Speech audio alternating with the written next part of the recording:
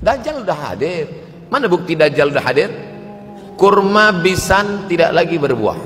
Bila kurma bisan tidak berbuah, Dajjal dah datang. Kurma bisan sekarang sudah berkurang, tak berbuah. Lalu kemudian apa lagi? Ain Zuhar, mata air dari Ain Zuhar sudah kering. Sudah kering.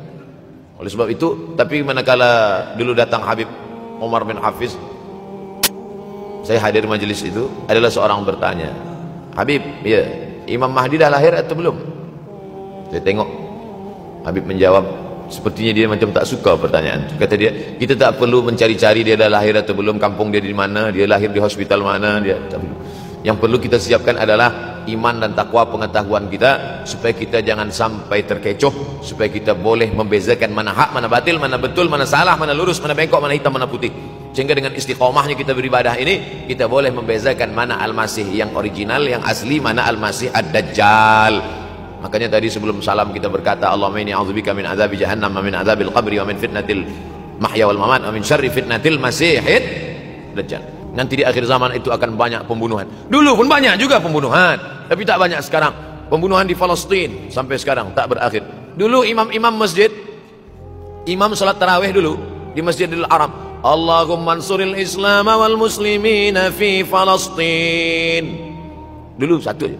Selepas itu bertambah, Allahumma ansuril Islam wal muslimina fi Palestin wa Suriah. Selepas itu bertambah lagi, Allahumma ansuril Islam wal muslimina fi Palestin wa Suriah wal Yaman. Diambil dari kita, diambil dari bab zuhurul fitan. Zuhur muncul, tampak, datang. Fitan jamak dari kata fitnah. Fitnah satu, dua fitnatan, tiga fitan. Diriwayatkan dari as-sahabi al-jalil, sahabat yang mulia bernama Abdurrahman, ayahnya Sakhar, kampungnya Daus. Nama lengkapnya Abdurrahman bin Sakhar ad-Dausi. Kerana selalu membawa kucing dipanggil Abu Hurairah. Nabi memanggil dia, ya Abahir, wahai bapak kucing. Ya Abahir, wahai engkau orang yang selalu membawa kucing. Hatinya lembut tak sampai hati dia menengok ada kucing tak makan, dia bagi makan. Abu Hurairah radhiyallahu anhu. Apa kata Abu Hurairah radhiyallahu anhu? Aku mendengar Nabi SAW bersabda, di antara tanda-tanda dekatnya hari kiamat itu adalah, dalam hadisnya ada 5. Yang pertama, yataqarabuz zaman. Zaman, masa, waktu makin pendek, makin singkat, makin tak terasa. Dulu nampak budak-budak, sekarang dah jadi mak budak-budak. Dulu nampaknya lama zaman masa ni, sekarang cepat saja. Dari pagi ke petang, petang ke pagi, pagi ke petang, petang ke pagi. Bahkan sekarang ada pula orang yang tak tahu petang, tak tahu pagi. Pagi tidur, petang tidur. Tak terasa saya ini sudah 8 kali datang ke Kuala Lumpur. Awal-awal sekali 2014, 2015, 16, 17, 18, 19, 20. Sudah kali yang ke-7. Saya datang setahun sekali saja, setiap bulan Februari. Bulan Februari datang. Rupanya dah yang ke-7 kali. Bulan Februari. Ini saya bagi tahu supaya kita semua faham. Saya datang bulan Februari, supaya tak datang balik, datang balik, datang balik, datang balik. Sekali datang dari tarikh 2 hingga 9. Pusing, balik. Rupanya sudah kali ke-7, ke-8 kali datang menyampaikan tazkirah. Tak terasa. Dulu saya datang kemari belajar di UKM tahun 2003. Sekarang sudah 2020, 17 tahun. Tak terasa. Yataqarabuz zaman. Tanda-tanda kiamat, fitnah akhir zaman sudah dekat adalah yataqarabuz zaman, kata Nabi SAW. Waktu tak terasa. Tak terasa. Tak terasa dah engkau dah datang. Tak terasa waktu begitu cepat engkau sudah datang saja nak menagih hutang. Orang berhutang ni pun rupanya tak terasa juga orang datang. Yang memberi pinjaman pula terasa lama betul. Apakah beza antara 5 minit dulu dengan 5 minit sekarang? Sama. Apakah beza antara 24 hours, 24 jam dulu dengan 24 jam zaman Nabi dengan 24 jam zaman sekarang? Sama. Tak ada beza. Mataharinya sama, bulannya sama, buminya sama. Yang berkeliling mengelilingi matahari sama. Apa yang membuat berbeza? Apa yang membuat zaman itu yataqarabuz zaman? Ada hal-hal yang membuat kita sibuk. Dulu tak ada google.com, dulu tak ada Facebook, dulu tak ada Twitter, dulu tak ada BBM, dulu tak ada Instagram. Sekarang waktu habis. Bila kita tanya orang mana yang lebih lama, 5 minit atau 50 menit, semuanya sepakat mengatakan 50 menit lama, 5 menit kejam. Saya tanya 2 kali, pelajar-pelajar, penuntut-penuntut, mana yang lebih lama, 5 menit atau 50 menit? Semuanya berkata 50 menit lebih lama daripada 5 menit. Lepas tu saya balik, mana yang lebih lama, 5 menit menunggu azan maghrib bulan puasa, 50 menit status FB, Instagram. Oh, lebih lama 5 menit menunggu azan maghrib. 5 menit menunggu azan maghrib bulan puasa macam-macam mati jam. 50 menit hilang waktu tak terasa. Itu menunjukkan hadis Nabi itu, semakin saya baca hadis Nabi, makin kuat keyakinan saya, makin kuat iman saya, makin hilang keraguan saya bahwa yang berbicara ini bukan manusia biasa, tapi dia dapat wahyu dari Allah. Wa ma yantiqu 'anil hawa in huwa illa wahyun yuha, melainkan wahyu dari Allah Subhanahu wa taala. Yataqarabuz zaman, masa begitu cepat berlalu tak terasa. Sebulan seperti sepekan, sepekan seperti sehari, sehari seperti sesaat. Akhirnya kita pun kehilangan waktu, habis. Saya Ustaz Abdul Samad, memang zaman ini tak terasa cepat betul. Rasa-rasa kejap-kejap dah bulan Ramadan. Tak terasa baru saja Idul Fitri dah masuk pula lagi. Masya Allah, begitu cepatnya masa berlalu. Maka jangan sampai semakin saya baca hadis ini, semakin kuat keyakinan saya bahwa Nabi Muhammad SAW mendapat wahyu dari Allah Subhanahu wa taala, semakin kuat keyakinan dan keimanan. Kenapa? Seandainya Nabi berkata zaman nanti di akhir zaman itu semakin cepat, semakin dekat, semakin berlalu tak terasa, tapi kemudian zaman yang kita lalui tak sama seperti yang dikatakan Nabi, mungkin datang juga keraguan dalam hati, betulkah ini? Tapi ternyata 1441 tahun lampau, 1440 tahun yang lalu Nabi mengatakan, dan hari ini terbukti zaman begitu cepat berlalu. Masya Allah, tabarakallah. Hari inilah ditemukan internet, hari ini datang television, hari ini datang WhatsApp, hari ini datang yang melalaikan kita daripada Allah Subhanahu wa taala. Sehingga waktu datang sembang-sembang, cerita-cerita, tengok ini, update ini, tulis ini, tengok ini, pandang ini, habis waktu berlalu. Padahal waktu inilah yang akan ditanya oleh Allah Subhanahu wa taala. 6 kali Allah bersumpah demi waktu. Terbit fajar, wal fajri wa layalin nashr, masuk waktu subuh, was subhi idza tanaffas, masuk waktu duha, wad duha wal laili idza saja, masuk waktu siang, wan nahari idza tajalla, masuk waktu asar, wal asri innal insana lafi khusr, masuk waktu malam. 2 kali Allah bersumpah demi waktu malam, wal laili idza saja wal laili idza yaghsha. Kenapa hadis ini yang Ustaz bahaskan? Kami nak mendengar hadis tentang Dajjal dah lahir atau belum? Dajjal dah hadir. Mana bukti Dajjal dah hadir? Kurma bisan tidak lagi berbuah. Bila kurma bisan tidak berbuah, Dajjal dah nak datang. Kurma bisan sekarang sudah berkurang, tak berbuah. Lalu kemudian apa lagi? Ain Zughar, mata air dari Ain Zughar sudah kering. Sudah kering. Oleh sebab itu, tapi manakala dulu datang Habib Umar bin Hafiz, saya hadir majelis itu, adalah seorang bertanya, Habib, ya, Imam Mahdi dah lahir atau belum? Saya tengok, Habib menjawab, sepertinya dia macam tak suka pertanyaan. Kata dia, kita tak perlu mencari-cari dia dah lahir atau belum, kampung dia di mana, dia lahir di hospital mana, dia tak perlu. Yang perlu kita siapkan adalah iman dan takwa, pengetahuan kita, supaya kita jangan sampai terkecoh, supaya kita boleh membezakan mana hak, mana batil, mana betul, mana salah, mana lurus, mana bengkok, mana hitam, mana putih. Sehingga dengan istiqomahnya kita beribadah ini, kita boleh membezakan mana Al-Masih yang original, yang asli, mana Al-Masih Ad-Dajjal. Makanya tadi sebelum salam kita berkata, Allahumma inni a'udzubika min azabi jahannam wa min azabil qabri wa min fitnatil mahya wal mamat wa min syarri fitnatil masihid dajjal. Membaca, menghafaz 10 ayat di awal surah Al-Kahfi. Siapa yang menghafaz 10 awal ayat, hadis lain mengatakan 10 akhir, 10 awal 10 akhir, elok dua-duanya. Tapi Masya Allah, tabarakallah, anak-anak kita yang pakai jubah, pakai sorban putih ini, daripada tahfiz Quran, mereka tidak hanya menghafaz 10 awal 10 ujung, dari awal sampai ujung dia hafaz, 30 juzuk dia hafaz. Mudah-mudahan anak-anak kita penghafaz Al-Quran. Allahumma ja'al abna'ana wa banatina min huffazil Quran wal hafizat. Jadikan anak-anak kami menjadi para penghafaz Al-Quran, ya Allah, supaya selamat dia daripada fitnah Al-Masih Ad-Dajjal. Tapi saya pilihkan hadis tentang yang 5 ini.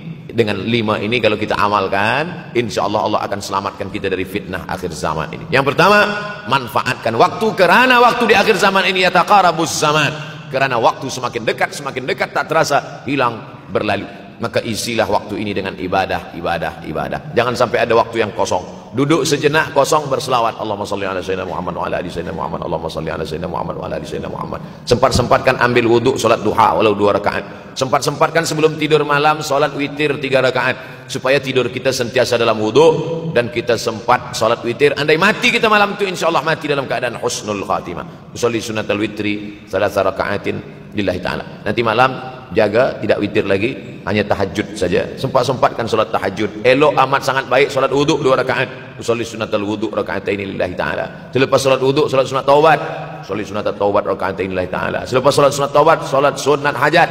Usolli sunatal hajat. Selepas itu barulah solat sunat tahajud 8 rakaat. Nak tambah lagi 10, 12, 14 elok, tak salah, karena dia tiada batasan. Adakah sahabat Nabi yang melakukan ini? Ada. Qatadah bin Nu'man dari selepas Isya sampai azan subuh. Imam Ahmad bin Ambal dari selepas Isya sampai azan subuh. Bahkan mereka mengkhatamkan Al-Quran dalam tahajud mereka. Maka bahkan ada imam yang disebut dengan As-Sajjad, kerana banyak sujud kepada Allah Subhanahu wa ta'ala. Kerana akhir zaman ini godaan begitu besar. Dulu orang tengah malam tahajud, jam 2 malam, jam 3 malam dia bangun. Kerana dia membaca hadis sab'atun yudhilluhumullah. Ada 7 golongan yang mendapatkan naungan Allah. Yauma la dhilla illa dhilluh. Hari itu tak ada naungan kecuali naungan Allah. Rajulun, ada seseorang.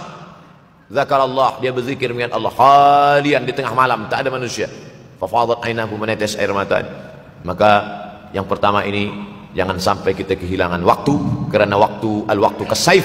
Waktu ini seperti pedang. Illam taqta'hu qata'aka. Kalau tidak kau patahkan dia, kalau kau dapat pedang, patahkan. Sebab kalau tidak kau patahkan, dia yang akan memotong engkau, mematahkan tulang-tulang engkau.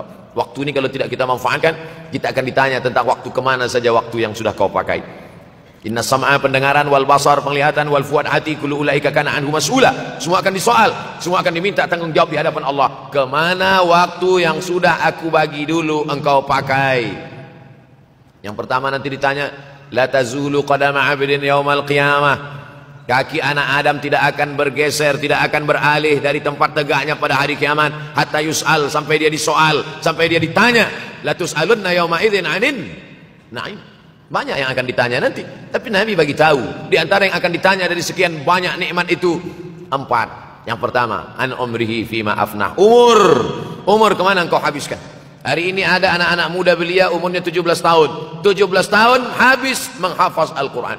17 tahun habis iktikaf dalam masjid. 17 tahun habis berzikir, berjubah, bersorban, mengabdikan ilmu, berkhidmat kepada ulama. 17 tahun habis.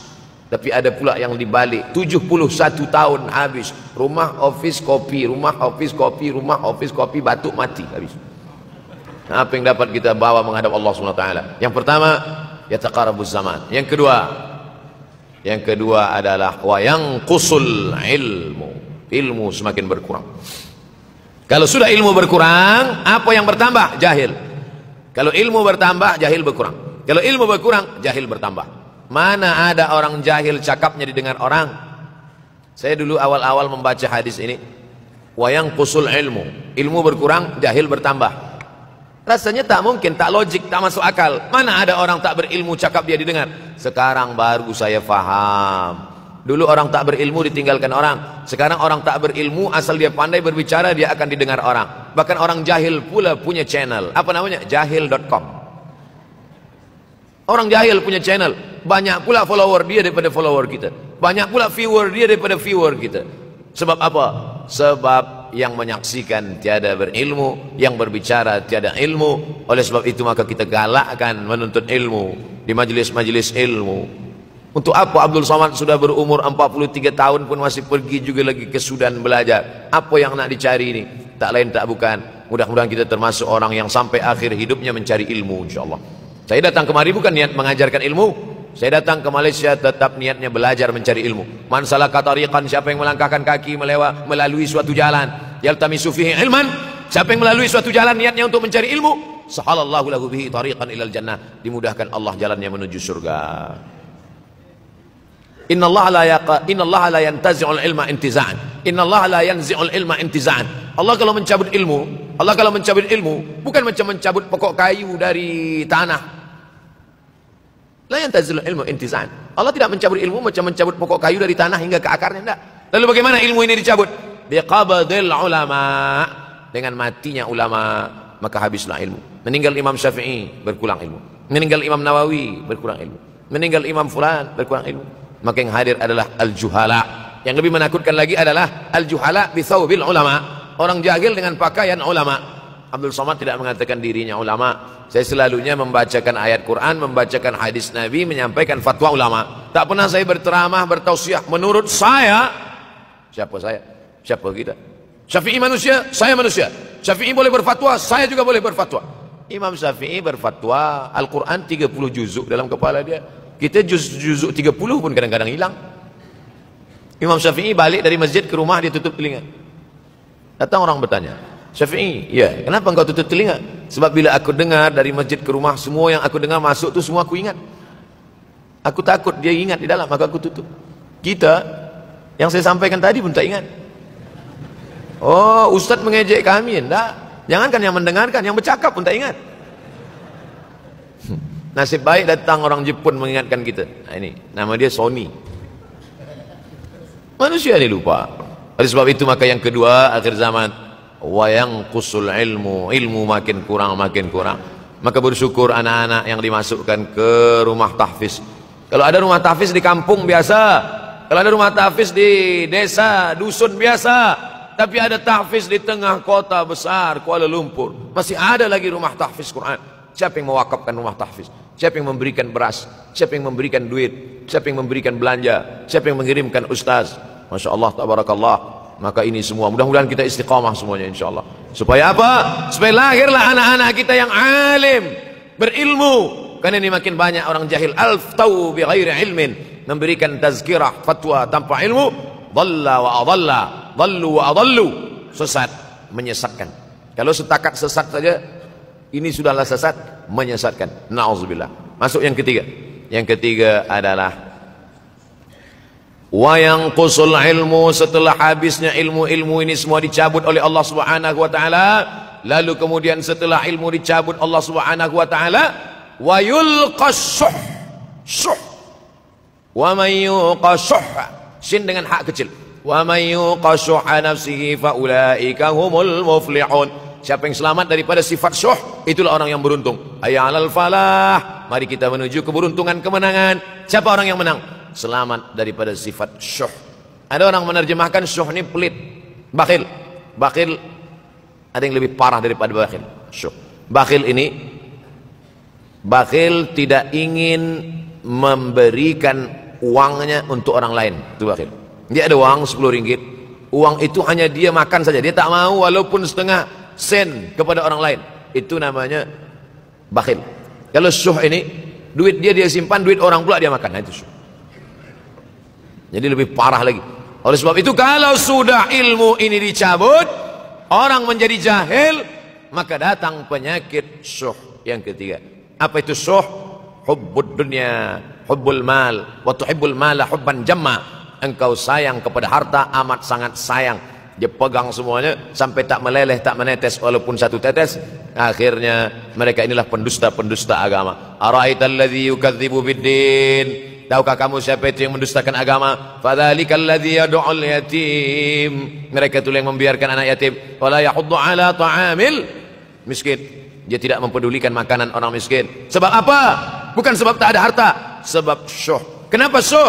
Sebab tak ada ilmu. Tak ada ilmu tentang akhirat. Dia pegang, dia simpan, mati, habis. Yang dia bawa hanyalah 1, 2, 3 helai kain kafan saja. Itulah mengapa Sultan Turki, Sultan Muhammad Al-Fatih, Sultan Abdul Hamid, coba tengok gambar Sultan Muhammad Al-Fatih, Sultan Abdul Hamid Turki dulu. Sorban dia besar-besar. Saya dulu terkejut, lama saya tengok, kenapa sorban orang Turki ini besar-besar? Lama-lama saya baca rupanya sorban orang Turki itu kain kafan. Tuan-tuan, balik dari sini beli kain kafan 2 meter, ikatkan kepala, bawa semayang, supaya ingat mati. Boleh kamu menyiapkan kain kafan? Baca kitab Tambihul Mughtarrin, peringatan bagi orang-orang yang tertipu. Di situ ditunjukkan banyak ulama, bahkan mereka menggali tanah di dalam rumahnya. Malam-malam dia tahajud, selepas tahajud dia duduk di dalam tanah itu supaya terasa bagaimana rasanya mati. Gali tanah 2 meter, masuk ke dalam. Tapi kalau nak buat itu kita saja dengan Allah. Jangan pula, banyak juga orang sekarang udah gali tanah masuk ke dalam, streaming pula. Hai guys, nak rasakan mata? Mana boleh terasa? Kita saja masuk ke dalam, rasakan macam mana rasa. Sebab kalau cakap saja, marilah kita ingat mati, takutlah kita pada mati. Kita tak tahu bagaimana rasa mati.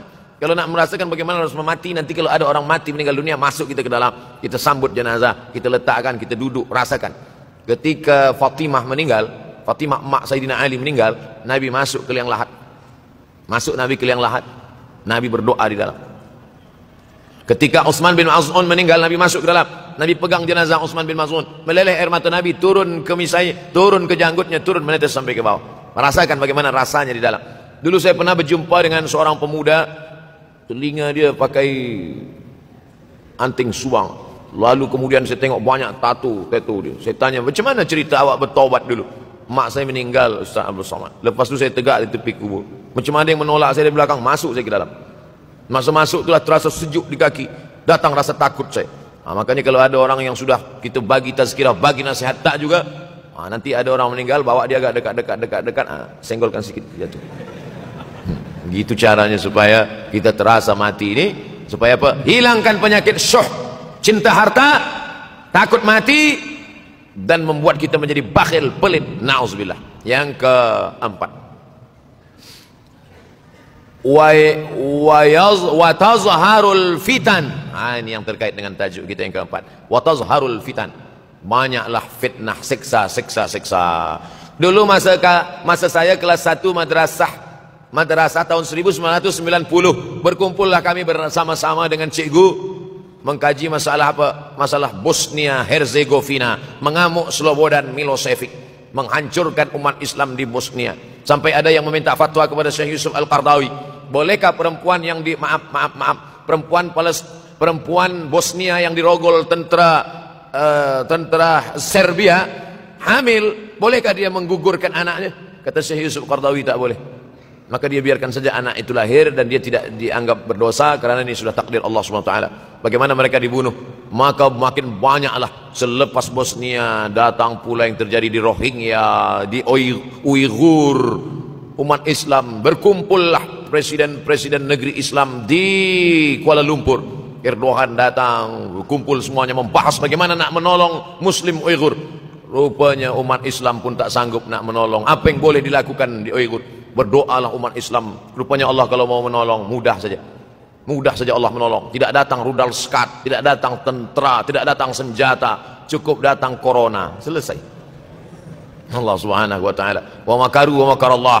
Mereka membuat tipu daya, Allah balas dengan tipu daya yang lain. In tansurullah, kalau kau tolong, ittaqu da'watal mazlum, takutlah kamu terhadap doa orang-orang yang teraniaya. Fa innahu laisa bainahu wa bainallahi hijab, karena di antara dia dengan Allah tak ada hijab sama sekali. Wa yakthurul wa tazharul fitan, banyaklah fitnah. Yang terakhir, yang kelima, wa yakthurul haraj, banyak terjadi haraj, kata Nabi. Sahabat pun bertanya, ya Rasulullah, wa mal haraj, apa haraj itu ya Rasulullah? Kata Nabi SAW, al haraj al qatlu, nanti di akhir zaman itu akan banyak pembunuhan. Dulu pun banyak juga pembunuhan, tapi tak banyak sekarang. Pembunuhan di Palestina sampai sekarang tak berakhir. Pembunuhan Rohingya tak berakhir. Pembunuhan di Uighur, pembunuhan. Dulu imam-imam masjid, imam salat tarawih dulu di Masjidil Haram, Allahumma ansuril Islam wal muslimina fi Palestin. Dulu satu, selepas itu bertambah, Allahumma ansuril Islam wal muslimina fi Palestin wa Suriah. Selepas itu bertambah lagi, Allahumma ansuril Islam wal muslimina fi Palestin wa Suriah wal Yaman. Selepas itu bertambah wa Uighur wa, akhirnya wa fi kulli makan. Semakin bertambah. Oleh sebab itu maka ini di antara fitnah akhir zaman. Man lam yahtam bi amril muslimin falaysa minhum. Selepas kita kaji hadis ini, apa tujuan kita? Tujuan kita semakin menguatkan keyakinan, banyak-banyak beribadah, nasihatkan anak menantu, sahabat, jiran, tetangga supaya semakin istiqamah menjalankan syariat, rajin-rajin solat berjamaah, banyak-banyak berzikir, hatamkan Al-Quran, banyak-banyak berinfak, banyak-banyak bersedekah. Andai mati kita, insya Allah mati dalam keadaan husnul khatimah.